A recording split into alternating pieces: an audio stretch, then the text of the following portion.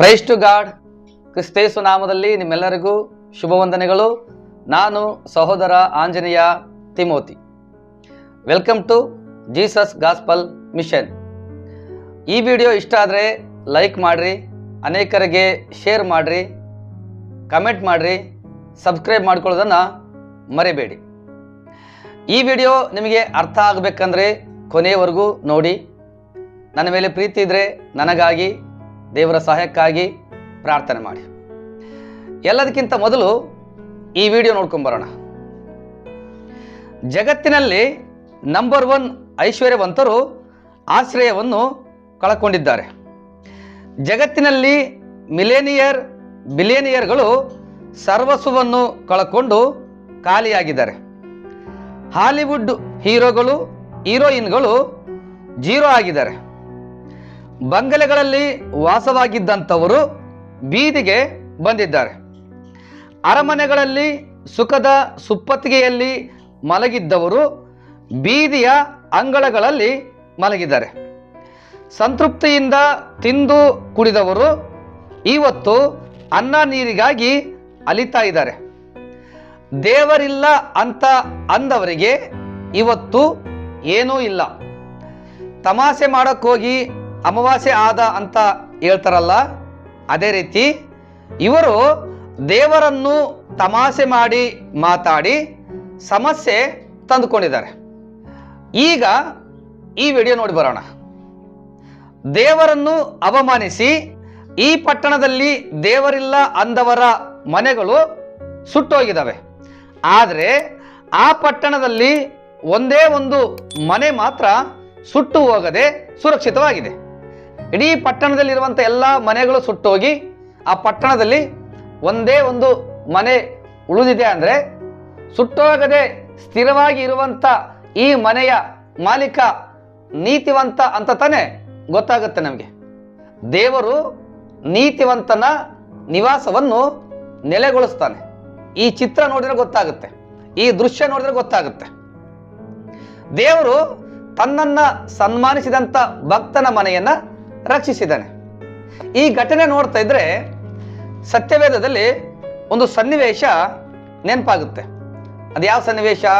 ನೋಹನ ಕಾಲದಲ್ಲಿ ನಡೆದಂಥ ಸನ್ನಿವೇಶ. ವಾಕ್ಯ ಓದೋಣ. 2 ಪೇತ್ರ 2ನೇ ಅಧ್ಯಾಯ 5ರಿಂದ 10ನೇ ವಚನ ತನಕ ಧ್ಯಾನ ಮಾಡೋಣ. 5ನೇ ವಚನ. ಆತನು ಭಕ್ತಿಹೀನರಾದ ಪುರಾತನರ ಲೋಕವನ್ನು ಸುಮ್ಮನೆ ಬಿಡದೆ ಅವರ ಮೇಲೆ ಜಲಪ್ರಳಯವನ್ನು ಬರಮಾಡಿದನು. ಆದರೆ ಸುನೀತಿಯನ್ನು ಸಾರುವವನಾಗಿದ್ದ ನೋಹನನ್ನು ಅವನೊಂದಿಗೆ ಬೇರೆ 7 ಮಂದಿಯನ್ನು ಉಳಿಸಿದನು. ಅಲ್ಲಿ ನೋಹನ ಕಾಲದಲ್ಲಿ ಇದ್ದಂಥ ಜನರ ಪಾಪ ಅಷ್ಟು ಭಯಂಕರವಾಗಿತ್ತು.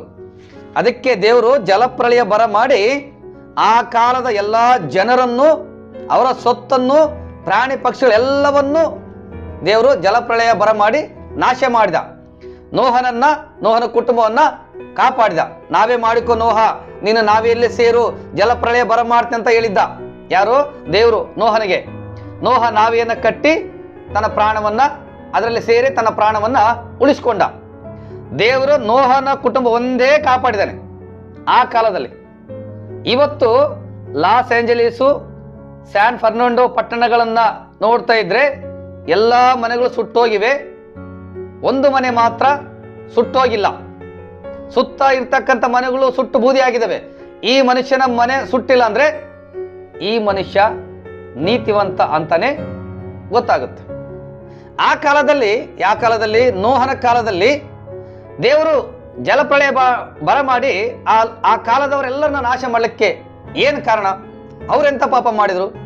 ಈ ಕಾಲದಲ್ಲಿ ಈ ಕ್ಯಾಲಿಫೋರ್ನಿಯಾ ಪಟ್ಟಣವನ್ನು ಅಂದ್ರೆ ಲಾಸ್ ಏಂಜಲೀಸ್ ಪಟ್ಟಣವನ್ನು, ಸ್ಯಾನ್ ಫರ್ನಾಂಡೋ ಪಟ್ಟಣವನ್ನ ದೇವರು ನಾಶ ಅಂದ್ರೆ ಸುಟ್ಟಾಕ್ಲಿಕ್ಕೆ, ಮನುಷ್ಯರನ್ನೆಲ್ಲ ಪಟ್ಟಣವನ್ನು, ಅವರ ಆಸ್ತಿ ಐಶ್ವರ್ಯ ಸಂಪತ್ತನ್ನು ಸುಟ್ಟಾಕ್ಲಿಕ್ಕೆ ಇವರು ಮಾಡಿದ ಪಾಪ ಏನು? ಇವೆರಡನ್ನ ನೋಡೋಣ, ಆಗ ನಮಗೆ ಅರ್ಥ ಆಗುತ್ತೆ. ನೋಹನ ಕಾಲದವರು ಮಾಡಿದಂಥ ಪಾಪ ಏನು? ಮೊದಲನೇದು, ಮನುಷ್ಯರ ಕೆಟ್ಟತನವು ಭೂಮಿಯ ಮೇಲೆ ಹೆಚ್ಚಾಗಿತ್ತು. ಯಾರ ಕಾಲದಲ್ಲಿ? ನೋಹನ ಕಾಲದಲ್ಲಿ. ಅವರ ಹೃದಯದಲ್ಲಿ ಆಲೋಚಿಸುವುದೆಲ್ಲವೂ ಬರೀ ಕೆಟ್ಟದ್ದಾಗಿತ್ತು. ಮೂರನೇದು, ಭೂಲೋಕದವರು ದೇವರ ದೃಷ್ಟಿಗೆ ಕೆಟ್ಟು ಹೋಗಿದ್ದರು ನೋಹನ ಕಾಲದಲ್ಲಿ. ಮತ್ತೆ ನಾಲ್ಕನೇದು, ಅನ್ಯಾಯವು ಲೋಕವನ್ನು ತುಂಬಿಕೊಂಡಿತ್ತು. ಐದನೇದು, ದೇವರು ಲೋಕವನ್ನು ನೋಡಿದಾಗ ಅದು ಕೆಟ್ಟು ಹೋಗಿತ್ತು. ಆರನೇದು, ಭೂನಿವಾಸಿಗಳೆಲ್ಲರೂ ತಮ್ಮ ನಡತೆಯನ್ನು ಕೆಡಿಸಿಕೊಂಡಿದ್ದರು. ಏಳನೇದು, ಭೂಲೋಕವು ಅವರ ಅನ್ಯಾಯದಿಂದ ತುಂಬಿದೆ. 7 ರೀತಿಯ ಪಾಪಗಳನ್ನ ನೋಹನ ಕಾಲದ ಜನರು ಮಾಡಿದ್ರು. ನೋಹನ ಕಾಲದಲ್ಲಿ ದೇವರು ಕೋಪಿಸಿಕೊಂಡಿದ್ದಾನೆ. ಒಂದೇ ಒಂದು ಕುಟುಂಬವನ್ನ ಕಾಪಾಡಿ ಇಡೀ ಆ ಕಾಲದ ಎಲ್ಲ ಸಂಪತ್ತನ್ನು ಮನುಷ್ಯ, ಪ್ರಾಣಿ, ಪಕ್ಷಿಗಳ ಸಮೇತವಾಗಿ ನಾಶ ಮಾಡಿದ್ದಾನೆ. ಯಾರ ನಿಮಿತ್ತ? ಆ ಕಾಲದ ಮನುಷ್ಯರ ನಿಮಿತ್ತವಾಗಿ ಆ ಕಾಲದಲ್ಲಿದ್ದಂತರೆಲ್ಲರನ್ನ ನಾಶ ಮಾಡಿದ್ದಾನೆ. ನೀತಿವಂತನಾದ ಲೋಟನ ಕುಟುಂಬ ಕಾಪಾಡಿದ್ದಾನೆ. ಅದೇ ರೀತಿಯಾಗಿ ಈ ಕಾಲದಲ್ಲಿ, ಅಂದ್ರೆ ಈ ಪಟ್ಟಣದ ಆ ಲಾಸ್ ಆಂಜಲೀಸ್ ಪಟ್ಟಣದಲ್ಲಿ, ಅಂದ್ರೆ ಆತೊಬ್ಬನೇ ನೀತಿವಂತ ಇದ್ದಾನೆ ಅಂತ ಅಲ್ಲ ಅರ್ಥ. ಜಗತ್ತಿನಲ್ಲಿ ತುಂಬಾ ಜನ ನೀತಿವಂತಿದ್ದಾರೆ. ಅಂದ್ರೆ ಆ ಪಟ್ಟಣದಲ್ಲಿ ಇದ್ದವರೆಲ್ಲರ ಮನೆ ಸುಟ್ಟೋಗಿದ್ದೇವೆ, ಆ ಒಂದೇ ಮನೆ ರಕ್ಷಿಸಲ್ಪಟ್ಟಿದೆ. ಅಂದ್ರೆ ಆತ ಆ ಪಟ್ಟಣದವರಲ್ಲಿ ದೇವರ ದೃಷ್ಟಿಗೆ ನೀತಿವಂತ ಅಂತ ಅರ್ಥ. ಅದೇ ತೋರಿಸಿಕೊಡ್ತೈತೆ ಆ ದೃಶ್ಯ. ಸರಿ, ನೋಹನ ಕಾಲದಲ್ಲೇನೋ ಇದ್ದಂತ ಜನರು 7 ರೀತಿಯ ತಪ್ಪು ಮಾಡಿದ್ರು. ದೇವರವರನ್ನ ಆ ರೀತಿಯಾಗಿ ನಾಶ ಮಾಡಿದ. ಮತ್ತೆ ಈ ಪಟ್ಟಣದವರು, ಅಂದ್ರೆ ಲಾಸ್ ಆಂಜಲೀಸ್ ಪಟ್ಟಣದವರು, ಸ್ಯಾನ್ ಫರ್ನಾಂಡೋ ಪಟ್ಟಣದವರು ಅಂತ ಮಾಡಬಾರ್ದ ಪಾಪ ಏನು ಮಾಡಿದ್ರು? ದೇವರ ಕರುಣಾಮಯಿ ಅಲ್ವಾ? ಯೇಸು ಕ್ರಿಸ್ತನಿಂದ ಕೃಪೆ ಸತ್ಯತೆಯು ಬಂತಲ್ಲ, ಯೇಸು ಸ್ವಾಮಿ ಕೃಪೆ ತಂದಲ್ಲ. ಹಾಗಾದ್ರೆ ಯಾಕೆ ಸುಟ್ಟಾಕಿದ ಈ ಪಟ್ಟಣಗಳನ್ನ? ಇವರು ಮಾಡಿದಂತ ತಪ್ಪು ಏನು? ಇದಕ್ಕಿಂತ ಮುಂದಿನ 2 ವಿಡಿಯೋಗಳಲ್ಲಿ ಹೇಳಿದ್ದೀನಿ, ಮತ್ತೆ ಅದನ್ನು ನೆನಪು ಮಾಡ್ತೀನಿ. ಅದೇ ಇಂಪಾರ್ಟೆಂಟು. ಕ್ಯಾಲಿಫೋರ್ನಿಯಾದಲ್ಲಿ ಲಾಸ್ ಏಂಜಲೀಸ್ನಲ್ಲಿ 2025 ಜನವರಿ 5 ಭಾನುವಾರದಂದು 82ನೇ ಗೋಲ್ಡನ್ ಗ್ಲೋಬ್ಸ್ ಅವಾರ್ಡ್ಸ್ ಅಂತ ಒಂದು ಅವಾರ್ಡ್ ಫಂಕ್ಷನ್ ನಡೀತೈತೆ. ಅಲ್ಲಿ ಸೇರಿ ಬಂದಿದ್ದಂಥವರೆಲ್ಲರೂ ಮಾಡಿದಂತ 3 ತಪ್ಪುಗಳು. ಮೊದಲನೇದು, ದೇವರಿಗೆ ಅವರು 0 ಸ್ಥಾನವನ್ನ ಕೊಟ್ಟರು. ಎರಡನೇದು, ಯೂನಿವರ್ಸಲ್ ಗಾಡ್ ಇಲ್ಲಿ 0 ಸ್ಥಾನವನ್ನು ಪಡ್ಕೊಂಡಿದ್ದಾನೆ ಅಂತ ಆಡಿಕೊಂಡು ನಕ್ರು. ಮೂರನೇದು, ಈ ಪಟ್ಟಣದಲ್ಲಿ ದೇವರಿಲ್ಲ ಅಂದ್ರೆ ಆಶ್ಚರ್ಯ ಏನೂ ಇಲ್ಲ ಅಂತ ಅವರು ದೇವರನ್ನ ಅವಮಾನಿಸಿದ್ರು. ಈಗ ಕರೆಕ್ಟ್ ಕೇಳಿಸ್ಕೊಡ್ರಿ. ಈ ಫಂಕ್ಷನ್ ನಲ್ಲಿ ಈ ಮಾತುಗಳೇನು ಮಾತಾಡಿದ್ರಲ್ಲ, ಈ ವಿಡಿಯೋ ಇಡೀ ಜಗತ್ತಿಗೆ ಪ್ರಸಾರ ಆಗುತ್ತೆ. ನ್ಯಾಷನಲ್ ಮೀಡಿಯಾಗಳಲ್ಲಿ, ಸೋಷಿಯಲ್ ಮೀಡಿಯಾಗಳಲ್ಲಿ, ಇಂಟರ್ನ್ಯಾಷನಲ್ ಮೀಡಿಯಾಗಳಲ್ಲಿ, ಪತ್ರಿಕೆಗಳಲ್ಲಿ, ಮ್ಯಾಗಜಿನ್ಗಳಲ್ಲಿ ಇಡೀ ಜಗತ್ತಿಗೆ ಪ್ರಸಾರ ಆಗುತ್ತೆ. ಈ ವಿಡಿಯೋವನ್ನು ನೋಡಿದವರು ಏನ್ ತಿಳ್ಕೊಳ್ತಾರೆ? ಈಗ ಯೇಸು ಸ್ವಾಮಿನ ನಂಬಿದಂತ ಜನರು, ಕ್ಯಾಲಿಫೋರ್ನಿಯಾದ ಜನರು, ಶ್ರೀಮಂತರಾದಂತ ಜನರು ದೇವರನ್ನ ಅವಮಾನಿಸಿದ್ದಾರೆ. ಏನಂತ ಹೇಳಿದ್ದಾರೆ? ಸರ್ವ ಸೃಷ್ಟಿಯನ್ನು ಸೃಷ್ಟಿಸಿದಂತ ದೇವರು ಇಲ್ಲಿ 0 ಸ್ಥಾನದಲ್ಲಿ ಇದ್ದಾನೆ, 0 ಸ್ಥಾನವನ್ನು ಪಡ್ಕೊಂಡಿದ್ದಾನೆ. ಅವರೇ ಅವರ ಬಾಯಿಂದ ಈ ಪಟ್ಟಣದಲ್ಲಿ ದೇವರಿಲ್ಲ ಅಂದ್ರೂ ಆಶ್ಚರ್ಯವೇನಿಲ್ಲ ಅಂತ ಅಂದಿದ್ದಾರೆ. ಅಂತ ಸುಂದರವಾದ ಪಟ್ಟಣ, ಅಂತ ಶ್ರೀಮಂತವಾದ ಪಟ್ಟಣ, ಅಂತ ಹೆಸರುವಾಸಿಯಾದಂಥ ಪಟ್ಟಣದ ಜನರು ಅವರ ದೇವರ ಬಗ್ಗೆನೇ ಅವಹೇಳನವಾಗಿ, ಅವಮಾನವಾಗಿ, ಕೀಳಾಗಿ ದೇವರ ಬಗ್ಗೆ ಮಾತಾಡಿದ್ರು ಕೂಡ ದೇವರು ಏನು ಮಾಡಿಲ್ಲ. ಇದರ ಅರ್ಥ ಅವ್ರು ಹೇಳೋ ಪ್ರಕಾರ ನೋಡಿದ್ರೆ ಆ ಪಟ್ಟಣದಲ್ಲೂ ದೇವರಿಲ್ಲ, ಈ ಜಗತ್ತಿನಲ್ಲೂ ದೇವರಿಲ್ಲ. ಅವರು ದೇವರಿಗೆ ಸ್ಥಾನ ಕೊಡದೆ ತಾಯಂದರಿಗೆ, ಮನುಷ್ಯರಿಗೆ ಮೊದಲನೇ ಸ್ಥಾನ ಕೊಟ್ಟಿದ್ದಾರೆ. ಅಂದ್ರೆ ದೇವರಿಗಿಂತ ಮನುಷ್ಯನೇ ದೊಡ್ಡವನು. ಇಡೀ ಜಗತ್ತಿಗೆ ರಾಂಗ್ ಇನ್ಫಾರ್ಮೇಶನ್, ದೇವ್ರು ಇಲ್ಲ ಅನ್ನುವಂತ ಇನ್ಫಾರ್ಮೇಶನ್ ಪ್ರಸಾರ ಆಗುತ್ತೆ ಈ ವಿಡಿಯೋದ ಮೂಲಕವಾಗಿ. ಇದನ್ನ ದೇವರು ಯೋಚನೆ ಮಾಡಿದ, ನಾನು ದೇವರು ಮನುಷ್ಯ ಕುಮಾರನಾಗಿ ಹೋಗಿ ಸತ್ತು ಸಮಾಧಿ ಸೇರಿ ಪ್ರಾಣ ಕೊಟ್ಟು ಪಾಪ ಕ್ಷಮಿಸಿ ಸಮಾಧಿಯಿಂದ ಎದ್ದು ಬಂದಿದ್ದೀನಿ, ನಾನೇ ಲೋಕರಕ್ಷಕ ಅಂತ ಹೇಳಿದ್ದೀನಿ, ಇಡೀ ಜಗತ್ತು ಯೇಸು ಸ್ವಾಮಿ ನಂಬಿದೆ. ಆದ್ರೆ ಇವರು ನನ್ನನ್ನು ಇಲ್ಲ ಅಂತ ಪ್ರೂವ್ ಮಾಡಕ್ ಹೋಗಿದಾರಲ್ಲ, ನನ್ನನ್ನು ಇಲ್ಲ ಅಂತ ಪ್ರಚಾರ ಮಾಡಕ್ ಹೋಗಿದಾರಲ್ಲ, ನಾನು ಇಲ್ಲ ಅಂತಂದೇಳಿ ನಗಾಡ್ತಾರಲ್ಲ. ಹೀಗೆ ಆದ್ರೆ ಇಡೀ ಜಗತ್ತಿನವರು, ಇಡೀ ಮನುಷ್ಯರು ಯಾರು ನನ್ನನ್ನು ನಂಬಲ್ಲ. ನನ್ನನ್ನು ನಂಬಿಲ್ಲ ಅಂತ ಅಂದ್ರೆ ಯಾರು ಕೂಡ ಸ್ವರ್ಗಕ್ಕೆ ಬರಲ್ಲ, ನರಕಕ್ಕೆ ಹೋಗ್ತಾರೆ. ಅಂದ್ರೆ ಈ ಮೆಸೇಜ್ ಮೂಲಕವಾಗಿ ಜನರು ನನ್ನನ್ನ ನಂಬಲ್ಲ, ದೇವರನ್ನ ನಂಬಲ್ಲ, ಇನ್ನು ಮುಂದೆ ಕೂಡ ದೇವ್ರನ್ನ ಅವಮಾನ ಪಡಿಸ್ತಾರೆ, ದೇವ್ರನ್ನ ಏನು ಗೌರವಿಸಲ್ಲ, ಭಯಭಕ್ತಿ ಇಡಲ್ಲ, ನನ್ನ ಮೇಲೆ ಭಯ ಪಡಲ್ಲ, ಇವರು ಮಿಕ್ಕಿ ಮೀರ್ತಾರೆ, ಹೀಗಾಗಬಾರ್ದು, ನಾನು ದೇವ್ರಂತ ಇವ್ರಿಗೆ ಗೊತ್ತಾಗಬೇಕು, ನಾನೇ ನಿಜವಾದ ದೇವ್ರಂತ ಗೊತ್ತಾಗಬೇಕಂತಂದೇಳಿ ಆ ಪಟ್ಟಣದಲ್ಲಿ ಇದ್ದಂಥ ಎಲ್ಲ ಮನೆಗಳನ್ನ ಸುಟ್ಟಾಕಿದೆ ಅಷ್ಟೇ. ಮನುಷ್ಯರು ಸುಟ್ಟಾಕಿಲ್ಲ, ಅದು ನೆನ್ಪಿಟ್ಕೋಬೇಕು. ದೇವರು ಕೃಪಾ ಸಂಪೂರ್ಣನು. ಅವರಿಗೆ ಬುದ್ಧಿ ಕಲಿಸಕ್ಕೋಸ್ಕರ ಅವರ ಆಸ್ತಿನ, ಅಂತಸ್ತನ, ಕಾರು, ಬಂಗ್ಲೆ, ಅವರ ವೈಭವ, ಅವರ ಸ್ಥಾನ ಮಾನ ಎಲ್ಲ ಸುಟ್ಟಾಕಿದ್ದಾನೆ. ಎಲ್ಲ ಬುದ್ಧಿ ಕಲಿಸ್ಲಿಕ್ಕೋಸ್ಕರ, ನಾನು ದೇವರಂತ ತೋರಿಸ್ಲಿಕ್ಕೋಸ್ಕರ ನನ್ನನ್ನು ಅವಹೇಳನ ಮಾಡಿದ್ರೆ, ಅವಮಾನ ಪಡಿಸಿದ್ರೆ, ನನ್ನನ್ನು ನಿರ್ಲಕ್ಷಿಸಿದ್ರೆ, ನನ್ನನ್ನು ಜೀರೋ ಸ್ಥಾನದಲ್ಲಿ ಇಟ್ರೆ, ದೇವರು ಇಲ್ಲ ಅಂತ ಅಂದ್ರೆ ಹಿಂಗಾಗುತ್ತೆ. ನಾನು ಇದ್ದೀನಿ, ನಾನು ಇದ್ದದಕ್ಕೋಸ್ಕರ ಸುಟ್ಟಾಕಿದ್ದೀನಿ ನೋಡ್ರ ಅಂತ ತೋರಿಸಿದ್ದಾನೆ. ಜಗತ್ತಿಗೆ ಎಚ್ಚರಿಕೆ ಇದು, ದೇವರು ಇದಾನಂತ. ಇನ್ನೊಂದು ವಿಷಯ ಗಮನಿಸಿದ್ರ, ಅದೇ ಪಟ್ಟಣದಲ್ಲಿ ಒಬ್ಬ ಭಕ್ತನ ಮನೆ ಉಳಿದಿದೆ, ಒಂದು ಚರ್ಚ್ ಕೂಡ ಉಳಿದಿದೆ. ಆ ದೃಶ್ಯಗಳನ್ನ ನೋಡ್ತಾ ಇದ್ದೆ, ಏನನ್ನಿಸ್ತತೆ? ಚರ್ಚಲ್ಲಿ ಯಾರು ಇರ್ತಾರ? ಯೇಸು ಸ್ವಾಮಿ ಇರ್ತಾನೆ. ಅಲ್ಲಿ ಏನ್ ನಡೀತೈತೆ? ಯೇಸು ಸ್ವಾಮಿಗೆ ಆರಾಧನೆ, ಯೇಸು ಸ್ವಾಮಿಗೆ ಪ್ರಾರ್ಥನೆ, ಮತ್ತೆ ಅಲ್ಲಿ ಯೇಸು ಸ್ವಾಮಿಯ ವಾಕ್ಯಗಳನ್ನ ಬೋಧಿಸ್ತಾರೆ. ಹಾಗಾಗಿ ಅದನ್ನ ಚರ್ಚ್ ಅಂತಾರೆ. ಆ ಚರ್ಚಲ್ಲಿ ಉಳಿದಿದೆ ಅಂದ್ರೆ ಅಲ್ಲಿ ದೇವರಿದ್ದಾನೆ ಅಂತ ತಾನೇ ಅರ್ಥ, ಯೇಸು ಇದಾನಂತ ತಾನೇ ಅರ್ಥ. ಅದನ್ನೇ ತೋರಿಸುತ್ತಲ್ಲ ಆ ದೃಶ್ಯ. ಹಾಗಾದ್ರೆ ಈ ಮನೆ ಉಳ್ಕೊಂಡಿದೆ ಅಂದ್ರೆ ಇಲ್ಲಿ ಏನ್ ನಡೆದಿರ್ಬೇಕು? ಅಲ್ಲಿ ಚರ್ಚ್ ಉಳಿದಿದೆ ಅಂದ್ರೆ ಯೇಸು ನಿಜವಾದ ದೇವ್ರು ಅಂತಂದೇಳಿ ಜಗತ್ತಿಗೆ ಗೊತ್ತಾಗುತ್ತೆ. ಈ ಮನೆ ಉಳಿದಿದೆಯಲ್ಲ, ಇಲ್ಲಿ ಏನ್ ನಡೀತೈತೆ ಹಂಗಾರೆ? ಚರ್ಚಲ್ಲಿ ಏನ್ ನಡೀತೈತೋ ಆಬ್ವಿಯಸ್ಲಿ ಇಲ್ಲಿ ಕೂಡ ಅದೇ ನಡೀತೈತೆ ಅಂತ ಅರ್ಥ. ಏನು? ಚರ್ಚಲ್ಲಿ ಆರಾಧನೆ ನಡೀತೈತೆ, ಈ ಮನೆಯಲ್ಲಿ ಆರಾಧನೆ ನಡೀತೈತೆ. ಯಾಕಂದ್ರೆ ಇವರು ಕೂಡ ಕ್ರೈಸ್ತರೆ, ಅಲ್ಲಿ ಇದ್ದಂಥವ್ರೆಲ್ಲರೂ ಕ್ರೈಸ್ತರೆ. ಯಾರ್ಯಾರು ಮನೆ ಸುಟ್ಟೋಗಿದೋ ಅವರು ಕೂಡ ಕ್ರೈಸ್ತರೆ. ಕ್ರೈಸ್ತರ ಬಾಯಲ್ಲೇ ದೇವರಿಲ್ಲ ಅಂತ ಬಂದ ಮೇಲೆ ಈ ಜಗತ್ನಲ್ಲಿ ಕ್ರೈಸ್ತರ ಅಲ್ಲದವರು, ಅನ್ಯರು ಯಾವ ರೀತಿ ನನ್ನ ಬಗ್ಗೆ ತಿಳ್ಕೋಬಹುದು, ಯಾವ ರೀತಿ ನನ್ನನ್ನು ಕೀಳಾಗಿ ನೋಡ್ಬೋದು, ಕಾಣ್ಬೋದು ಅಂತ ದೇವರು ಆಲೋಚನೆ ಮಾಡ್ದ. ಅದು ಇಂಪಾರ್ಟೆಂಟ್ ಆದಂತ ವಿಷಯ. ಇದಕ್ಕೋಸ್ಕರ ದೇವರು ಆ ಪಟ್ಟಣ ಸುಟ್ಟಾಕಿದ್ದು. ಈ ಮನೆ ನೋಡ್ರಿ, ಈ ಭಕ್ತನ ಮನೆ, ನೀತಿವಂತನ ಮನೆ ನೆಲೆಗೊಳಿಸಿದ ದೇವರು. ಕಾರಣ ಏನು? ಸಭೆಯಲ್ಲಿ ಏನ್ ನಡೀತೈತೆ? ವಾಕ್ಯ ಧ್ಯಾನ. ಈ ಮನೆಯವರು ವಾಕ್ಯ ಧ್ಯಾನ ಮಾಡ್ತಾರೆ. ಅಲ್ಲಿ ಚರ್ಚಲ್ಲಿ ಏನ್ ನಡೀತೈತೆ? ದೇವರ ಸ್ಮರಣೆ. ಈ ಮನೆಯವರು ಕೂಡ ದೇವರ ಸ್ಮರಣೆ ಮಾಡ್ತಿದ್ರೆ. ಚರ್ಚಲ್ಲಿ ಏನ್ ನಡೀತೈತೆ? ಆರಾಧನೆ, ಪ್ರಾರ್ಥನೆ. ಈ ಮನೆಯವರು ಕೂಡ ದೇವರಿಗೆ ಪ್ರಾರ್ಥನೆ ಮಾಡ್ತಿದ್ರೆ, ದೇವ್ರನ್ನ ಸನ್ಮಾನಿಸಿದ್ದಾರೆ, ದೇವ್ರು ಇದನ್ನಂತ ನಂಬಿದ್ದಾರೆ. ಹಾಗಾಗಿ ಈ ಭಕ್ತನ ಮನೆಯನ್ನ ದೇವ್ರು ಕಾಪಾಡಿದ್ದಾನೆ. ನೋಡ್ರಿ, ಈ ಮನುಷ್ಯ ಭಕ್ತಿ ಕಾರ್ಯಗಳನ್ನ ಮಾಡದೆ ಹೋಗಿದ್ರೆ ಈ ಮನುಷ್ಯನ ಮನೆ ಉಳಿತಿತ್ತ? ನೀತಿಯ ಕ್ರಿಯೆಗಳನ್ನ ಮಾಡಿದನಲ್ಲ ಈ ಮನುಷ್ಯ, ಪ್ರೀತಿಯನ್ನ ಕೃತ್ಯದಲ್ಲಿ ತೋರಿಸಿದನಲ್ಲ. ಅನೇಕರು ಇವತ್ತು ಯೇಸು ಸ್ವಾಮಿ ನಂಬಿರ್ತಕ್ಕಂಥವ್ರು ಪ್ರೀತಿನ, ಭಕ್ತಿನ, ನಂಬಿಕೆನ ಬಾಯಿ ಮಾತಲ್ಲಿ ತೋರಿಸ್ತಾರ. ಬಾಯಿ ಮಾತಲ್ಲ, ಕ್ರಿಯೆಗಳ ಮೂಲಕವಾಗಿ ತೋರಿಸಬೇಕು. ಈ ಮನುಷ್ಯ ಕ್ರಿಯೆಗಳ ಮೂಲಕವಾಗಿ ತೋರಿಸಿದ್ದಾನೆ. ತನ್ನ ಹೃದಯದಲ್ಲಿ ದೇವ್ರನ್ನ ಇಟ್ಕೊಂಡಿದ್ದಾನೆ, ಬೈಬಲ್ ಓದ್ತಾನೆ, ಆರಾಧನೆ ಮಾಡ್ತಾನೆ, ಪ್ರಾರ್ಥನೆ ಮಾಡ್ತಾನೆ. ಅದಕ್ಕೆ ದೇವ್ರು ಈ ಭಕ್ತನ ಮನೆ ಕಾಪಾಡಿದಾನೆ. ಯಾರ ಮನೆಯಲ್ಲಿ ಆರಾಧನೆ ಇರ್ತತೋ, ಯಾರ ಮನೆಯಲ್ಲಿ ಪ್ರಾರ್ಥನೆ ಇರ್ತತೋ, ಯಾರ ಮನೆಯಲ್ಲಿ ಬೈಬಲ್ ಧ್ಯಾನ ಇರ್ತತೋ ಆ ಮನೆ ಬಂಡೆ ಮೇಲೆ ಕಟ್ಟಿದಂತ ಮನೆ, ಕ್ರಿಸ್ತನ ಮೇಲೆ ಕಟ್ಟಿದಂತ ಮನೆ. ಅವರೇನೋ ಮರಳಿನ ಮೇಲೆ ಮನೆ ಕಟ್ಟಿದವರು, ಇಲ್ಲಿ ಈ ಭಕ್ತರೇನೋ ಬಂಡೆ ಮೇಲೆ ಮನೆ ಕಟ್ಟಿದವನು. ನಾವು ಕೂಡ ಕ್ರಿಸ್ತನ ಮೇಲೆ ಮನೆ ಕಟ್ಟಬೇಕು. ನಿನಗೆ ಆಸ್ತಿ ಎಷ್ಟೇ ಇರಲಿ, ಈ ದೃಶ್ಯ ನೋಡ್ತಿದ್ರೆ ಏನ್ ಅರ್ಥ ಆಗುತ್ತೆ?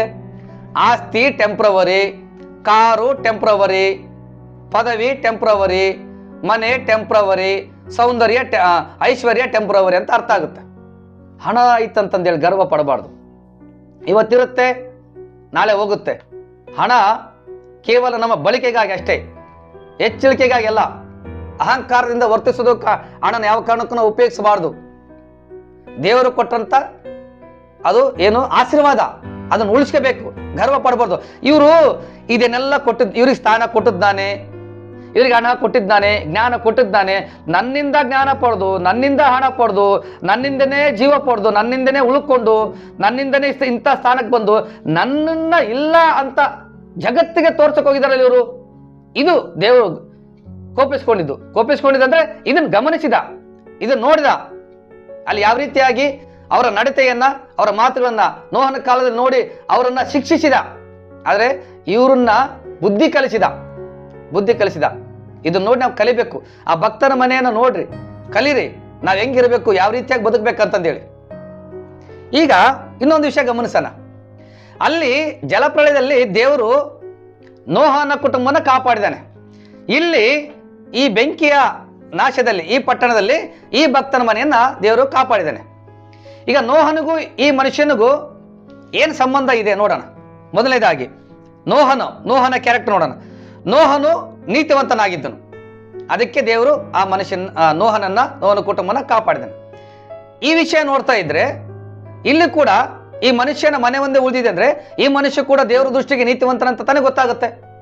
ಹಂಗಾರೆ ನಾವು ಉಳಿಬೇಕಂದ್ರೆ ನಾವು ಕೂಡ ನೋಹನಾಗಿ ಈ ಮನುಷ್ಯನಾಗಿ ನೀತಿಯನ್ನು ಅನುಸರಿಸಬೇಕಂತ ತಾನೇ ಗೊತ್ತಾಗುತ್ತೆ, ಕಲಿಬೇಕಲ್ವ ನಾವು.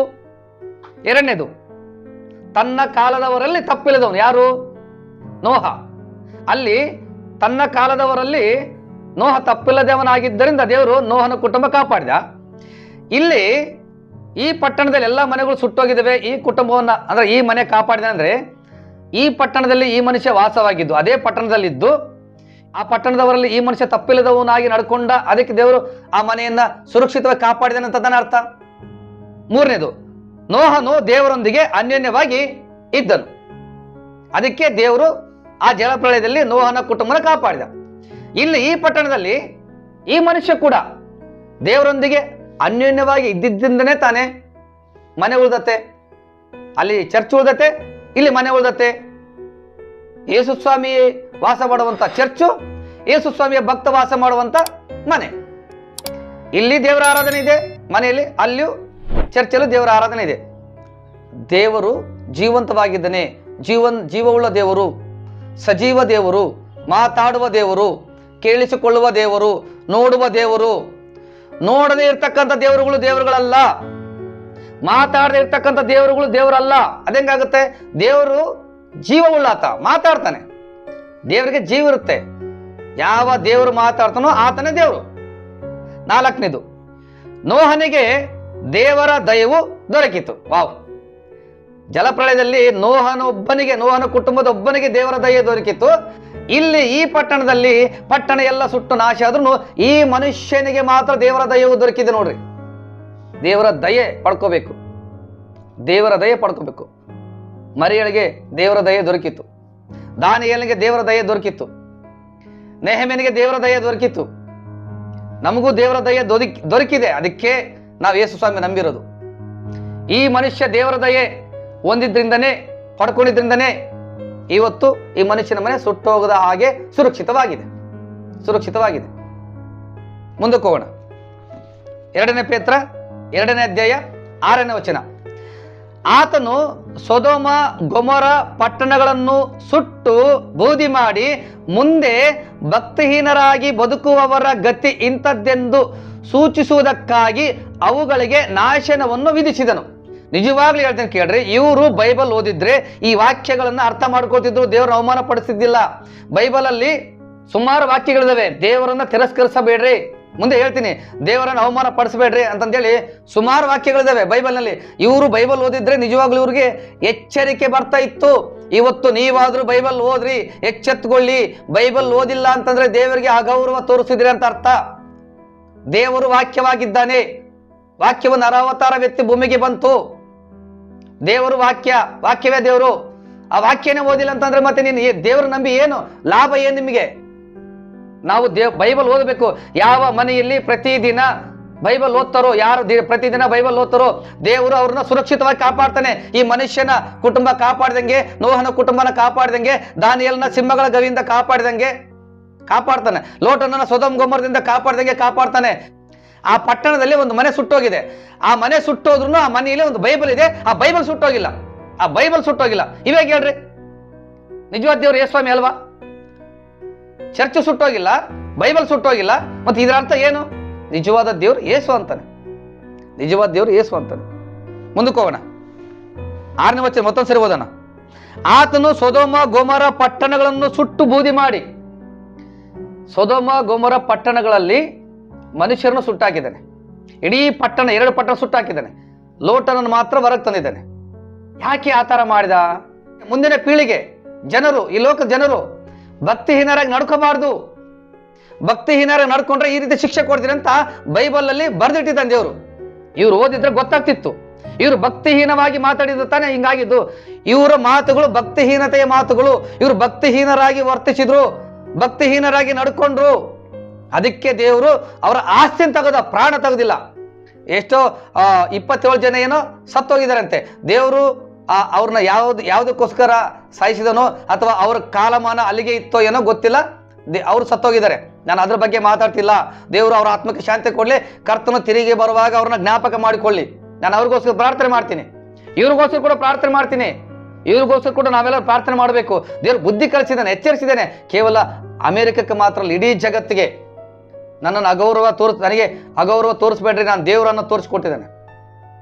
ಬೂದಿ ಮಾಡಿ ಮುಂದೆ ಭಕ್ತಿಹೀನರಾಗಿ ಬದುಕುವವರ ಗತಿ ಇಂಥದ್ದೆಂದು ಸೂಚಿಸುವುದಕ್ಕಾಗಿ, ಭಕ್ತಿಹೀನರಾಗಿ ವರ್ತಿಸಿದ್ರೆ ಈ ರೀತಿ ಆಗುತ್ತೆ ಅಂತ ಸೂಚಿಸಲಿಕ್ಕೋಸ್ಕರ ಅಷ್ಟೇ.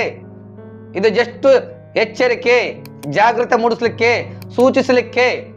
ನಾನೇ ದೇವರು, ನನಗೆ ಅಗೌರವ ಕೊಡಬೇಡಿ ಅಂತಂದೇಳಿ ಸೂಚಿಸ್ಲಿಕ್ಕೆ, ಎಚ್ಚರಿಕೆ, ತನ್ನ ಕಡೆಗೆ ತೀರಿಸಿಕೊಳ್ಳಲಿಕ್ಕೆ.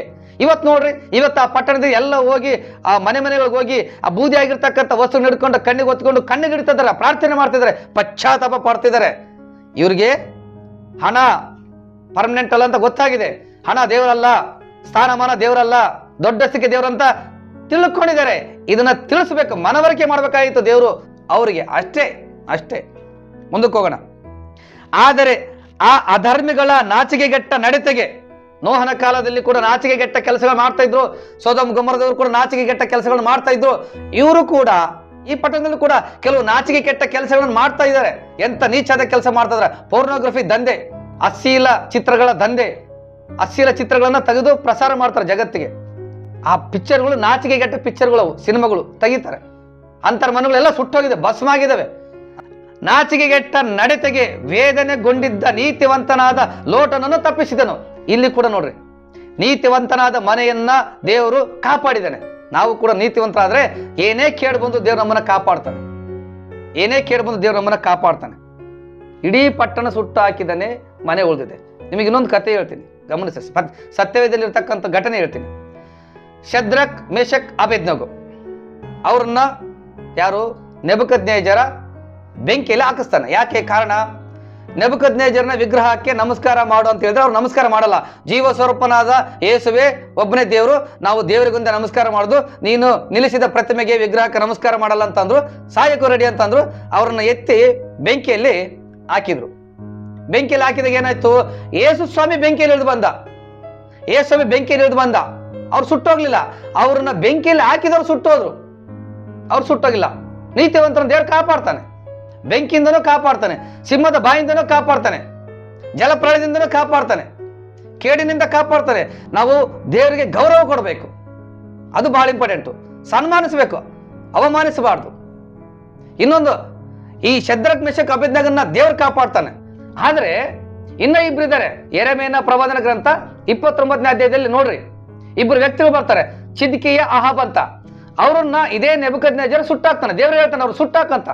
ಅವ್ರನ್ನ ಸುಟ್ಟಾಕ್ತಾನ. ಯಾರು? ನೆಬೂಕದ್ನೆಚ್ಚರ ಚಿದ್ಕೀಯನನ್ನು, ಅಹಾಬನನ್ನು. ಅವಾಗ ದೇವರು ಅವ್ರನ್ನ ತಡಿಲಿಲ್ಲ. ಯಾಕೆ? ಅವರು ದುರಾಚಾರಿಗಳು, ಅವರು ವ್ಯಭಿಚಾರಿಗಳು, ಸುಳ್ಳನ್ನ ಪ್ರಚಾರ ಮಾಡ್ತಾ ಇದ್ರು. ಈ ಪಟ್ಟಣದವರು ಕೂಡ, ಯಾರು? ಲಾಸ್ ಏಂಜಲೀಸ್ನವ್ರು ಕೂಡ ಇಡೀ ಜಗತ್ತಿಗೆ ಆ ವಿಡಿಯೋದ ಮೂಲಕವಾಗಿ ಸುಳ್ಳನ್ನ ಪ್ರಚಾರ ಮಾಡಕ್ಕೆ ಹೊರಟರು. ದೇವರಿಲ್ಲ ಅಂದ್ರು, ದೇವರು ಶೂನ್ಯ ಅಂತ ಹೇಳಿದ್ರು. ಸುಳ್ಳು ತಾನೆ ಅದು. ದೇವರು ಇದನ್ನ ತಾನೆ, ದೇವರು ಇದ್ದಿದ್ರಿಂದ ತಾನೆ ಪ್ರಪಂಚ ಇರೋದು. ಅವ್ರ ಬಾಯಿಂದನೇ ಹೇಳಿದ್ದಾರೆ ಯೂನಿವರ್ಸಲ್ ಕ್ರಿಯೇಟರ್ ಗಾಡ್ ಅಂತ ಅವ್ರ ಬಾಯಿಂದನೇ ಹೇಳಿ ಅದೇ ದೇವ್ರನ್ನ ಶೂನ್ಯ ಅಂತ ಹೇಳ್ತಾರೆ. ಅದೇ ಇಡೀ ಜಗತ್ತಿಗೆ ಸುಳ್ಳು ಅಂತ ಗೊತ್ತಾಗುತ್ತಲ್ಲ, ದೇವ್ರಿಲ್ಲ ಅಂತ ಗೊತ್ತಾಗುತ್ತಲ್ಲ. ಈ ಸಂದೇಶ ಹೋದ್ರೆ ಮನುಷ್ಯರು ಭಯಪಡ್ತಾರ, ದೇವ್ರು ನಂಬ್ತಾರ? ಇದು ದೇವರ ಆಲೋಚನೆ ಆಗಿತ್ತು. ಅದಕ್ಕೆ ಅಲ್ಲಿ ಅಹಾಬ ಚಿದ್ಕೀಯನನ್ನ ಬೆಂಕಿಯಲ್ಲಿ ಹಾಕಿ ಸುಟ್ಟರು ಕೂಡ ದೇವರು ಏನು ಅಂಬ್ಲಿಲ್ಲ ನೆಬೂಕದ್ನೆಚ್ಚರನ. ಆದ್ರೆ ಶದ್ರಕ್, ಮೇಷಕ್, ಅಬೇದ್ನೆಗೋನ ಸುಟ್ಟಾಕ್ಬೇಕಾದ್ರೆ ದೇವರೇ, ಯೇಸು ಸ್ವಾಮಿನೇ ಬಂದು ಕಾಪಾಡಿದ. ಅದೇ ರೀತಿಯಾಗಿ ಈ ಪಟ್ಟಣದ ಜನರು ದೇವರನ್ನ ಸುಳ್ಳು ಅಂತ ಪ್ರಚಾರ ಮಾಡಕ್ ಹೋಯ್ದಕ್ಕ ಅವರ ಮನೆಗಳನ್ನ, ಆಸ್ತಿಗಳನ್ನ ಸುಟ್ಟಾಕಿದ್ದಾನೆ. ದೇವರನ್ನ ನಂಬಿದಂತ ಭಕ್ತನ ಮನೆಯನ್ನ ಕಾಪಾಡಿದ್ದಾನೆ. ಮುಂದಕ್ಕೆ ಹೋಗೋಣ. ಅದೇ ಪೇತ್ರನ ಪತ್ರಿಕೆ 2ನೇ ಅಧ್ಯಾಯ 8ನೇ ವಚನ. ಆ ನೀತಿವಂತನು ಅವರ ನಡುವೆ ಇದ್ದುಕೊಂಡು ಅವರ ಅನ್ಯಾಯ ಕೃತ್ಯಗಳನ್ನು ನೋಡುತ್ತಾ ಕೇಳುತ್ತಾ ಅವುಗಳ ನಿಮಿತ್ತ ದಿನೇ ತನ್ನ ನೀತಿಯುಳ್ಳ ಆತ್ಮದಲ್ಲಿ ಬಹಳವಾಗಿ ಕರಕರೆಗೊಂಡನು. ಇವನು ಕೂಡ ಅದೇ ರೀತಿಯಾಗಿ ಆತ್ಮದಲ್ಲಿ ನೀತಿಯುಳ್ಳವನಾಗಿ ಬದುಕಿದ್ದಾನೆ ಅಂತ ಅನಿಸುತ್ತೆ. ಅದಕ್ಕೆ ದೇವರು ಕಾಪಾಡಿದಾನೆ. ಅಲ್ಲ, ಒಂದು ನನಗೆ ಆಶ್ಚರ್ಯ ಆಗುತ್ತೆ. ಆ ಗಾಳಿಗೆ ಮರಗಳು, ಬೆಂಕಿ ಹಾರಿಕೊಂಡು, ಹಕ್ಕಿಗಳು ಹಾರಿಕೊಂಡು ಬರ್ತವೆ. ಅಲ್ಲಿ ಸುತ್ತಮುತ್ತ ಇರುವಂತ ಮನೆಗಳೆಲ್ಲ ಸುಟ್ಟೋಗಿದ್ದಾವೆ. ಈ ಮನೆಗೆ, ಆ ಚರ್ಚ್ಗೆ ಒಂದು ಬೆಂಕಿ ಕೂಡ ತಗಲಿಲ್ಲ ಅಂದ್ರೆ ಏನು ಆಶ್ಚರ್ಯ ಅಲ್ಲ ಅದು. ಸತ್ಯವೇದದಲ್ಲಿ ಇದೇ ತರ ಒಂದು ಘಟನೆ ಇದೆ. ಎಲಿಷನ್ನ ಹಿಡ್ಕೊಂಡು ಬನ್ನಿ ಅಂತಂದೇಳಿ ಅರಮ್ಯರ ಅರಸ ಸೈನ್ಯನ ಕಳಿಸ್ತಾನೆ. ಅವ್ರು ಬಂದು ಎಲಿಷನ ಸುತ್ತಲೂ ಸುತ್ತುವರೆದಿರ್ತಾರೆ. ಆದರೆ ಎಲಿಷನನ್ನ ಕಾಪಾಡಲಿಕ್ಕೆ ದೇವರು ಅಗ್ನಿಮಯವಾದ ರಥಾಶ್ವಗಳನ್ನ ಎಲಿಷನ ಸುತ್ತಲೂ ಇರಿಸಿದ್ದ, ಎಲಿಷನ್ನ ಕಾಪಾಡಲಿಕ್ಕೆ. ಅದೇ ತರನೇ ಅನ್ಸುತ್ತೆ ಇಲ್ಲಿ ಕೂಡ ದೇವರು ತನ್ನ ದೂತರ ದಂಡನ್ನು ಇಳಿಸಿ ಅಮನೆ ಕಾಪಾಡಿದ್ದಾನೆ. ಯೋಬನ್ನ ತನ್ನ ಮನೆ ಸುತ್ತಲೂ ಬೇಲಿ ಹಾಕಿ ಕಾಪಾಡಿದ. ಸೈತನ ಒಳಗೆ ಬರದಂತೆ ಕಾಪಾಡಿದ. ಸೈತನನ್ನೇ ಹೇಳ್ತಾನೆ ದೇವ್ರ ಮುಂದೆ ಸಾಕ್ಷಿ, ಯೋಬನ ಮನೆ ಸುತ್ತ ಅವನ ಸ್ವಾಸ್ಥ್ಯಕ್ಕೆಲ್ಲ ಬೇಲಿ ಹಾಕಿದೆಯಲ್ಲ ಅಂತ. ನೋಡ್ರಿ, ಈ ಭಕ್ತನ ಮನೆಗೂ ದೇವರು ಬೇಲಿ ಹಾಕಿ ಕಾಪಾಡಿದ್ದಾನೆ. ನಮ್ಮ ಮನೆಗೂ ಕೂಡ ದೇವರು ಬೇಲಿ ಹಾಕಿ ಕಾಪಾಡಿದ್ದಾನೆ. ಅದಕ್ಕೆ ನಾವು ಕೊರೋನಾ ಟೈಮಲ್ಲಿ ಸತ್ತೋಗಿಲ್ಲ, ಇವತ್ತವರೆಗೂ ಬದುಕಿದೀವಿ. ದೇವ್ರಿಗೆ ಕೃತಜ್ಞತೆ ಸಲ್ಲಿಸ್ರಿ, ಸನ್ಮಾನಿಸ್ರಿ, ವಾಕ್ಯ ಧ್ಯಾನ ಮಾಡ್ರಿ, ಪ್ರಾರ್ಥನೆ ಮಾಡ್ರಿ, ಸುವಾರ್ತೆ ಹೇಳ್ರಿ, ದೇವ್ರಿಗೋಸ್ಕರ ಬದುಕ್ರಿ. ಹಣಕ್ಕೋಸ್ಕರ ಹಣದಿಂದ ಹೋಗಬೇಡಿ. ಹಣ ಟೆಂಪ್ರವರಿ, ಸ್ಥಾನಮಾನ ಟೆಂಪ್ರವರಿ. ಅವ್ರು ಬೈಬಲ್ ಓದಿಲ್ಲ, ಅವ್ರಿಗೆ ಅರ್ಥ ಆಗಿಲ್ಲ ದೇವ್ರ ಮಹಿಮೆ. ನಾವು ಬೈಬಲ್ ಓದ್ರೆ ದೇವ್ರ ಮಹಿಮೆ ಗೊತ್ತಾಗುತ್ತೆ. ಈ ವಿಡಿಯೋ ನೋಡಿ ಯಾರೇ ಆಗಿರ್ಲಿ, ಬೈಬಲ್ ಓದ್ರಿ, ದೇವರ ಮಹಿಮೆ ಗೊತ್ತಾಗುತ್ತೆ ನಿಮಗೆ. ಯೇಸು ಎಂತ ಶಕ್ತಿವಂತ ದೇವರಂತ ಗೊತ್ತಾಗುತ್ತೆ. ಮುಂದಕ್ಕೆ ಹೋಗೋಣ. 2ನೇ ಅಧ್ಯಾಯ 9-10 ವಚನ ಓದಿ ಮುಗಿಸೋಣ. ಕರ್ತನು ಭಕ್ತರನ್ನು ಕಷ್ಟಗಳೊಳಗಿಂದ ತಪ್ಪಿಸುವುದಕ್ಕೂ ದುರ್ಮಾರ್ಗಿಗಳನ್ನು ನ್ಯಾಯ ತೀರ್ಪಿನ ದಿನದ ತನಕ ಶಿಕ್ಷಾನುಭವದಲ್ಲಿ ಇಡುವುದಕ್ಕೂ ಬಲ್ಲವನಾಗಿದ್ದಾನೆ. ಅಂದ್ರೆ ಇವ್ರಿಗೆ ನ್ಯಾಯ ತೀರ್ಪು ಬಂದಿಲ್ಲ, ಇದು ನ್ಯಾಯ ತೀರ್ಪಿನ ಕಾಲ ಅಲ್ಲ, ನೆನ್ಪಿಟ್ಕೊಳ್ರಿ. ಇವ್ರಿಗೆ ಎಚ್ಚರಿಸಿದಾನೆ. ಲಾಸ್ ಆಂಜಲೀಸು, ಸ್ಯಾನ್ ಫರ್ನಾಂಡೋ, ಕ್ಯಾಲಿಫೋರ್ನಿಯಾ ದೇಶಕ್ಕೆ ಎಚ್ಚರಿಸಿದಾನೆ.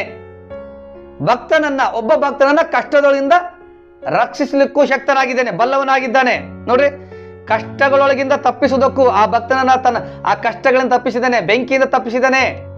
ತನ್ನ ವಾಸ ಸ್ಥಳವಾದ ದೇವಾಲಯವನ್ನು, ಚರ್ಚನ್ನು, ಮನೆಯನ್ನು ನರಕ ಎಂಬ ಬೆಂಕಿಯಿಂದ ತಪ್ಪಿಸ್ತಾನೆ ದೇವರು. ಈ ಮನೆ ತಪ್ಪಿಸಿಲ್ವಾ? ಈ ಮನೆಯನ್ನ ರಕ್ಷಣೆ ಮಾಡಿರ್ತಕ್ಕಂಥ ದೃಶ್ಯ ನೋಡ್ತಾ ಇದ್ರೆ ನರಕದಿಂದ ಈ ಮನೆ ಕಾಪಾಡಿದಾನೆ ಅಂತ ಅನ್ಸುತ್ತೆ. ಅಂದ್ರೆ ಆ ತರ ಕಾಣಿಸುತ್ತೆ. ಈ ಸ್ಯಾನ್ ಫರ್ನಾಂಡೋ, ಈ ಲಾಸ್ ಏಂಜಲೀಸ್ ಉರಿತಕ್ಕಂಥ ಬೆಂಕಿ ನೋಡ್ತಾ ಇದ್ರೆ ನರಕದಲ್ಲಿ ಕೂಡ ಇದೇ ರೀತಿ ಬೆಂಕಿ ಉರಿತೈತೆ ಅಂತ ಅನಿಸುತ್ತೆ. ಈ ಪಟ್ಟಣ ಬೆಂಕಿಗೆ ಆವತ್ತಿಗೆ ತುತ್ತಾದಾಗ ಈ ಮನೆಯನ್ನ ದೇವರು ಕಾಪಾಡಿ ರಕ್ಷಣೆ ಮಾಡಿದಾನಲ್ಲ. ಯಾಕೆ? ಯೇಸು ಸ್ವಾಮಿ ನಂಬಿರೋದ್ರಿಂದ ತಾನೇ ಕಾಪಾಡೋದು. ಅದೇ ತರನೇ ನೀವು ನರಕದ ಬೆಂಕಿಗೆ ತಪ್ಪಿಸ್ಕೋಬೇಕಂದ್ರೆ ಯೇಸುವನ್ನ ನಂಬ್ರಿ. ಯೇಸುವೇ ಸ್ವರ್ಗದ ದೇವರು. ನಂಬ್ರಿ. ದೇವರು ನಿಮ್ಮನ್ನ ಕಾಪಾಡ್ತಾನೆ, ನರಕದ ಬೆಂಕಿಯಿಂದ ಕಾಪಾಡ್ತಾನೆ. ಸ್ವರ್ಗಕ್ಕೆ ಹೋಗೋಣ. ಸ್ವರ್ಗ ಇದೆ ರೀ. ಸ್ವರ್ಗದ ದೇವರು ಯೇಸು ಸ್ವಾಮಿ. ನಾನೇ ಮಾರ್ಗ, ಸತ್ಯ, ಜೀವ ಅಂತ ಯೇಸು ಸ್ವಾಮಿ ಒಬ್ಬರೇ ಹೇಳಿದ್ದು. ಯೇಸು ಸ್ವಾಮಿನೇ ಸ್ವರ್ಗಕ್ಕೆ ಮಾರ್ಗ. ಯೇಸು ಸ್ವಾಮಿ ನಂಬ್ರಿ. 10ನೇ ವಚನ. ಮುಖ್ಯವಾಗಿ ಬಂಡುತನವನ್ನು ಆಶಿಸಿ ಶರೀರ ಭಾವಾನುಸಾರವಾಗಿ ನಡೆದು, ಯಾರ್ಯಾರು ಶರೀರ ಭಾವಾನುಸಾರವಾಗಿ ನಡೀತಾರೋ ಅದು ದೇವರಿಗೆ ಶತ್ರುತ್ವ. ಇವರು ಶರೀರ ಭಾವಾನುಸಾರವಾಗಿ ನಡೆದ್ರಿಂದನೇ ದೇವರನ್ನ ದೂಷಣೆ ಮಾಡಿದ್ದು. ಇಲ್ಲಂದ್ರೆ ದೂಷಣೆ ಮಾಡ್ತಿದ್ದಿಲ್ಲ. ನಾವು ಆತ್ಮಾನುಸಾರವಾಗಿ, ಪವಿತ್ರಾತ್ಮಾನುಸಾರವಾಗಿ ನಡ್ಕೋಬೇಕು, ಪರಿಶುದ್ಧಾತ್ಮನ ಅನುಸರಿಸಬೇಕು. ಯಾರು ಪರಿಶುದ್ಧಾತ್ಮನ ಅನುಸರಿಸ್ತಾರೋ ಅವ್ರ ಮೇಲೆ ದೇವರ ಕೃಪೆ ಇರ್ತದೆ. ಮುಂದಕ್ಕೆ ಹೋಗೋಣ. ಪ್ರಭುತ್ವ ತಿರಸ್ಕಾರ ಮಾಡುವವರನ್ನು ಹೀಗೆ ಶಿಕ್ಷಿಸುವನು. ವಾವ್, ಪ್ರಭುತ್ವ ತಿರಸ್ಕಾರ. ಇವರು ತಾವು ಆಡಿದ ಮಾತಿನಲ್ಲಿ ಇಡೀ ಪ್ರಪಂಚಕ್ಕೆ ಪ್ರಭುವಾಗಿರ್ತಕ್ಕಂಥ ಯೇಸು ಸ್ವಾಮಿನ ತಿರಸ್ಕಾರ ಮಾಡಿ ಮಾತಾಡಿದ್ರು. 1ನೇ ಸಮುವೇಲ 2ನೇ ಅಧ್ಯಾಯ 30ನೇ ವಚನ ಗಮನಿಸ್ರಿ, ಇದು ಬಹಳ ಇಂಪಾರ್ಟೆಂಟು. ನನ್ನನ್ನು ಸನ್ಮಾನಿಸುವವರನ್ನು ಸನ್ಮಾನಿಸುವನು, ನನ್ನನ್ನು ತಿರಸ್ಕರಿಸುವವರು ತಿರಸ್ಕಾರ ಹೊಂದುವರು. ಇವ್ರು ಮಾಡಿದ್ದೇನು? ದೇವರನ್ನ ತಿರಸ್ಕಾರ ಮಾಡಿದ್ರು. ದೇವರು ಇವ್ರನ್ನ ತಿರಸ್ಕಾರ ಮಾಡ್ತೀನಿ ನೋಡು, ನಾನು ತಿರಸ್ಕಾರ ಮಾಡಿದವನ ಗತಿ ಹೆಂಗಿರುತ್ತೆ, ನನ್ನನ್ನು ತಿರಸ್ಕಾರ ಮಾಡಿದವರ ಪರಿಸ್ಥಿತಿ ಹೆಂಗಿರುತ್ತಂತ ಪಟ್ಟಣನ ಆ ಪರಿಸ್ಥಿತಿಗೆ ತಂದ. ಸನ್ಮಾನಿಸಿದವರ ರಕ್ಷಣೆ ಮಾಡಿದ. ಆ ಭಕ್ತ ದೇವರನ್ನ ಸನ್ಮಾನಿಸಿದಾನೆ, ದೇವರ ಆ ಭಕ್ತರನ್ನ ರಕ್ಷಣೆ ಮಾಡಿದಾನೆ, ಸನ್ಮಾನ ಮಾಡಿದಾನೆ. ಇವತ್ತು ಗಲಾತ್ಯದವರಿಗೆ ಬರೆದ ಪತ್ರಕ್ಕೆ 6ನೇ ಅಧ್ಯಾಯ 7ನೇ ವಚನ, ಅದನ್ನು ವಾಕ್ಯ ಓದೋಣ. ಓದುವ ವಾರದಲ್ಲಿ ಕೂಡ ಇದೇ ವಾಕ್ಯನ ಹೇಳಿದ್ದೀನಿ ನಾನು. ಪ್ರಭುತ್ವ ತಿರಸ್ಕಾರ ಮಾಡಬಾರ್ದು, ದೇವರನ್ನ ತಿರಸ್ಕಾರ ಮಾಡಬಾರ್ದು. ಸನ್ಮಾನಿಸಿದ್ರೆ ಸನ್ಮಾನಿಸ್ತಾನೆ. ದೇವರು ಎಲ್ಲ ಬಲ್ಲವನಾಗಿದ್ದಾನೆ. ಗಲಾತ್ಯದವರಿಗೆ ಬರೆದ ಪತ್ರಕ್ಕೆ 6ನೇ ಅಧ್ಯಾಯ 7ನೇ ವಚನ. ಮೋಸ ಹೋಗಬೇಡಿರಿ, ದೇವರು ತಿರಸ್ಕಾರ ಸಹಿಸುವವನಲ್ಲ. ಮನುಷ್ಯನು ತಾನು ಏನು ಬಿತ್ತುತ್ತಾನೋ ಅದನ್ನೇ ಕೊಯ್ಯಬೇಕು. ಇವರು ತಿರಸ್ಕಾರ ಬಿತ್ತಿದ್ರು, ತಿರಸ್ಕಾರ ಕೊಯ್ದ್ರು. ಈ ಮನುಷ್ಯ ಸನ್ಮಾನ ಬಿತ್ತಿದ, ಸನ್ಮಾನವನ್ನು ಕೊಯ್ದ. ಈ ಪಟ್ಟಣಕ್ಕೆ ದೇವರು ಹೆಚ್ಚಿನ ಕೃಪೆ ತೋರಿಸ್ಲಿ, ಅವರೆಲ್ಲರನ್ನ ಆಶೀರ್ವಾದ ಮಾಡಲಿ. ಅವ್ರೇನು ಕಳ್ಕೊಂಡಿದ್ರು ದೇವ್ರು ಅದನ್ನ ತಿರುಗಿ ಕೊಡ್ತಾನೆ. ದೇವರಿಗೆ ಅಸಾಧ್ಯವಾದ್ದೇನಿಲ್ಲ. ನಿಮಗೆ ಸಂಪತ್ತಿದ್ರೆ ಅಗೌರವ ತೋರಿಸ್ತೀರಿ, ಸಂಪತ್ತು ಬೇಡ, ನಾನೊಬ್ಬನೇ ಇದ್ರೆ ಸಾಕು ಅಂತಂದೇಳಿ ತೋರಿಸ್ಕೊಟ್ಟಿದ್ದಾನೆ. ಈಗ ಅವ್ರು ಹೋಗಿ ಪಶ್ಚಾತ್ತಾಪಟ್ಟು ಪ್ರಾರ್ಥನೆ ಮಾಡ್ತಿದ್ದಾರೆ. ನಾವು ಅವ್ರಿಗೋಸ್ಕರ ಪ್ರಾರ್ಥನೆ ಮಾಡೋಣ. ನೀವು ಕೂಡ ಪ್ರಾರ್ಥನೆ ಮಾಡ್ರಿ, ನೀವು ಕೂಡ ಪ್ರಾರ್ಥನೆ ಮಾಡ್ರಿ. ಈ ಜಗತ್ತಿನಲ್ಲಿ ಏಸು ಒಬ್ಬರೇ ದೇವರು ಅಂತಂದೇಳಿ ಗೊತ್ತಾಗ್ಲಿಕ್ಕೆ ಆ ಒಂದು ಸ್ಥಳದಲ್ಲಿ ಚರ್ಚ್ ಉಳ್ಕೊಂಡಿದೆ, ಒಬ್ಬ ಭಕ್ತನ ಮನೆ ಉಳ್ಕೊಂಡಿದೆ. ಏಸು ಒಬ್ಬರೇ ದೇವರು. ಆ ದೃಶ್ಯ ನೋಡಿದ್ರೆ ಗೊತ್ತಾಗುತ್ತೆ. ಇವತ್ತು ಇಡೀ ಜಗತ್ತಿನಲ್ಲಿ ಯೇಸು ಸ್ವಾಮಿ ಅನೇಕ ದೇಶಗಳು ನಂಬಿದಾವೆ. ಮುಖ್ಯವಾಗಿ ನಮ್ಮ ದೇಶದಲ್ಲಿ ಮೊಟ್ಟ ಮೊದಲನೇದಾಗಿ ಯೇಸುಸ್ವಾಮಿ ನಂಬಿದವರು ಬ್ರಾಹ್ಮಣರು ಯೇಸುಸ್ವಾಮಿ ನಂಬಿದ್ರು. ಈ ದೇಶದಲ್ಲಿ ಮೊಟ್ಟ ಮೊದಲು ಕೇರಳದಲ್ಲಿ, ತಮಿಳುನಾಡಿನಲ್ಲಿ, ಜಗತ್ತಿನ ಅನೇಕ ಮುಸ್ಲಿಮ್ಸ್ ದೇಶಗಳಲ್ಲಿ ಮುಸ್ಲಿಮ್ಸರು ಯೇಸುಸ್ವಾಮಿ ನಂಬಿದ್ದಾರೆ. ಮುಸ್ಲಿಂ ಸಹೋದರರು ಯೇಸುಸ್ವಾಮಿ ನಂಬಿದ್ದಾರೆ. ಯಾಕೆ? ಯೇಸು ದೇವರಂತ ಅವ್ರಿಗೂ ಕಣ್ ತೆರೆದಿದೆ, ಅವ್ರಿಗೂ ಗೊತ್ತಾಗಿದೆ. ಓಂ ಅಸತೋಮ ಸದ್ಗಮಯ ತಮಸೋಮ ಜ್ಯೋತಿರ್ಗಮಯ ಮೃತ್ಯೋಮ ಮೃತಂಗಮಯ ಓಂ ಶಾಂತಿ ಶಾಂತಿ ಶಾಂತಿ. ಬೃಹದಾರಣ್ಯಕ ಉಪನಿಷತ್ತು. ಈ ಶ್ಲೋಕ ನಂದಲ್ಲ, ಈ ಶ್ಲೋಕ ಬೈಬಲ್ ಅಲ್ಲಿ ಇಲ್ಲ, ಈ ಶ್ಲೋಕ ಉಪನಿಷತ್ತಿನಲ್ಲಿದೆ, ವೇದಗಳಲ್ಲಿದೆ. ಈ ಶ್ಲೋಕ ಯೇಸು ಸ್ವಾಮಿ ತೋರಿಸ್ಕೊಡ್ತಾ ಇದೆ. ಏನ್ ಹೇಳ್ತದೆ? ಅಸತೋಮ ಸದ್ಗಮಯ. ಅಸತ್ಯದಲ್ಲಿದ್ದೀನಿ, ನನ್ನನ್ನು ಸತ್ಯದ ಕಡೆಗೆ ನಡೆಸು. ಓ ದೇವರೇ, ನಾನು ಅಸತ್ಯದಲ್ಲಿದ್ದೀನಿ, ಸತ್ಯದ ಕಡೆಗೆ ನಡೆಸು. ಈ ಲೋಕದಲ್ಲಿ ನಾನೇ ಸತ್ಯ ಅಂತ ಹೇಳಿದ್ರು ಒಬ್ರೇ ಯೇಸು ಸ್ವಾಮಿ. ಯೇಸು ಸ್ವಾಮಿ ಸತ್ಯ ದೇವರು. ತಮಸೋಮ ಜ್ಯೋತಿರ್ಗಮಯ. ತಮಸ್ಸು ಕಾರ್ಗತ್ತಲು. ದೇವ, ನಾನು ಕತ್ತಲೆಯಲ್ಲಿದ್ದೀನಿ, ನಾನು ಕತ್ತಲೆಯಲ್ಲಿ ವಾಸ ಮಾಡ್ತಾ ಇದ್ದೀನಿ, ನನ್ನನ್ನು ಜ್ಯೋತಿಯ ಕಡೆಗೆ ನಡೆಸು. ಜ್ಯೋತಿ, ಬೆಳಕು. ಯೇಸು ಸ್ವಾಮಿ ಹೇಳ್ತಾರೆ, ನಾನೇ ಲೋಕಕ್ಕೆ ಬೆಳಕು ಅಂತ. ದೇವರು ಬೆಳಕಾಗಿದ್ದಾನೆ, ನಾನೇ ಲೋಕಕ್ಕೆ ಬೆಳಕು. ಕತ್ತಲೆಯಲ್ಲಿ ಇದ್ದವ್ರನ್ನ ಬೆಳಕಿಗೆ ನಡೆಸೋದು ಯೇಸು ಸ್ವಾಮಿ ಒಬ್ಬನೇ. ಬೆಳಕಿನ ರಾಜ್ಯಕ್ಕೆ ಅಧಿಪತಿ ಯೇಸು ಸ್ವಾಮಿ. ಮೃತ್ಯೋಮ ಮೃತಂಗಮಯ. ಮೃತ್ಯುವನ್ನು ಜಯಿಸಿದಂತ ದೇವರು, ಸಮಾಧಿಯಿಂದ ಎದ್ದು ಬಂದಂತ ದೇವರು, ಕಲ್ಲಿನ ಸಮಾಧಿಯಿಂದ ಎದ್ದು ಬಂದ ನಮ್ಮ ದೇವರು ಮೃತ್ಯುಂಜಯ ಯೇಸು ಸ್ವಾಮಿ. ಸ್ವಾಮಿ ವಿವೇಕಾನಂದರು ಹೇಳ್ತಾರೆ, ಯೇಸು ಸ್ವಾಮಿ ಇದ್ದ ಕಾಲದಲ್ಲಿ ನಾನೇನಾದ್ರೂ ಪ್ಯಾಲೆಸ್ಟೀನ್ನಲ್ಲಿ ಇದ್ದಿದ್ರೆ ಯೇಸು ಸ್ವಾಮಿಯ ಪಾದಗಳನ್ನ ನಾನು ಕಣ್ಣೀರಿನಿಂದ ತೊಳಿತಾ ಇರಲಿಲ್ಲ, ನನ್ನ ರಕ್ತದಿಂದ ತೊಳಿತಾ ಇದ್ದಂತ ಹೇಳ್ತಾರೆ. ಯಾರು? ಸ್ವಾಮಿ ವಿವೇಕಾನಂದರು. ನಿಮಗೆ ಗೊತ್ತಿರುತ್ತ ವಿಷಯಗಳೆಲ್ಲ. ಯೇಸುವೇ ದೇವರು. ನಂಬ್ರಿ. ಯೇಸು ಸ್ವಾಮಿ ನಂಬಿದ್ರೆ ನಾವು ರಕ್ಷಣೆ ಹೊಂದುತ್ತೀವಿ. ಇವತ್ತು ಕ್ಯಾಲಿಫೋರ್ನಿಯಾಕ್ಕೆ ಆಗಿರ್ತಕ್ಕಂಥದ್ದು ಶಿಕ್ಷೆ ಅಲ್ಲ, ಎಚ್ಚರಿಕೆ. ಲಾಸ್ ಆಂಜಲೀಸ್ಗೆ ಎಚ್ಚರಿಕೆ. ಆ ಪಟ್ಟಣಕ್ಕಾಗಿ ಪ್ರಾರ್ಥನೆ ಮಾಡೋಣ. ದೇವರು ಮತ್ತೆ ಅವರಿಗೆ ತಿರುಗಿ ಕೊಡ್ಲಿಕ್ಕೆ ಶಕ್ತನು. ಆಹಾರಕ್ಕಾಗಿ, ರಕ್ಷಣೆಗಾಗಿ, ಆಶ್ರಯಕ್ಕಾಗಿ ಪ್ರಾರ್ಥನೆ ಮಾಡೋಣ. ಆ ದೇಶದ ಸರ್ಕಾರ ಅವರಿಗೆ ಸಹಾಯ ಮಾಡಲಿ ಅಂತ ಪ್ರಾರ್ಥನೆ ಮಾಡೋಣ. ತಂದೆಯ ದೇವರೇ, ನಿನ್ನ ಮಹಾಕೃಪೆಗಾಗಿ ಕೋಟಿ ಕೋಟಿ ಸ್ತೋತ್ರ ಸ್ವಾಮಿ. ಲೋಟನನ್ನು ರಕ್ಷಿಸಿದಂತೆ ಆ ಮನೆಯನ್ನು ರಕ್ಷಿಸಿದೆಯಾ? ಲೋಟನ ಕಾಲದ ಸೊದೋಮ್ ಗೊಮೋರರೆಲ್ಲ ಸುಟ್ಟೋದ್ರು, ಮನುಷ್ಯರು ಕೂಡ ಸುಟ್ಟೋದ್ರು ಸ್ವಾಮಿ.